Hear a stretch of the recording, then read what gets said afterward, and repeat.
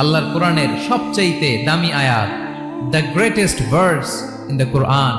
উবাই ইবনে কাব রাদিয়াল্লাহু তাআলা আনহুকে বিষ্ণু সাল্লাল্লাহু আলাইহি ওয়াসাল্লাম জিজ্ঞেস করলেন, উবাই বলো তো কোরআনের কোন আয়াতটা সবচেয়ে সেরা? উবাই জানেন, তারপরে বললেন আল্লাহু ওয়া রাসূলুহু আ'লাম, আল্লাহ আল্লাহ রাসূল ভালো জানেন। দেখেন কত বিনয়ী ছিলেন সাহাবারা, জেনেও উত্তর দিতে চাইতেন না, ভাবতেন না জানি বিষ্ণুনবী নতুন কিছু আমাদেরকে জানায়। বিষ্ণুনবী আবার বললেন, তুমি কি জানো কোরআনের সবচেয়ে শ্রেষ্ঠ আয়াত কোনটা? এবার উবাই ভাবলেন এবার আমি উত্তরটা দিয়েই দেই। তিনি বললেন আয়াতুল কুরসি, আল্লাহু লা ইলাহা ইল্লা হুয়াল হাইয়ুল কাইয়ুম, এটা শ্রেষ্ঠ আয়াত। বিষ্ণুনবী খুশি হয়ে উবাই ইবনে কাবের বুকে একটা চাপড় মারলেন, এরকম আদরের চাপড় দিয়ে বললেন, লিয়াহনিকাল ইলমু ইয়া আবুল মুনজির, হে আবুল মুনজির, জ্ঞান এবং প্রজ্ঞা তোমার জন্য মোবারক হোক, তুমি ঠিক বলেছো। সুবহানাল্লাহ পড়ে।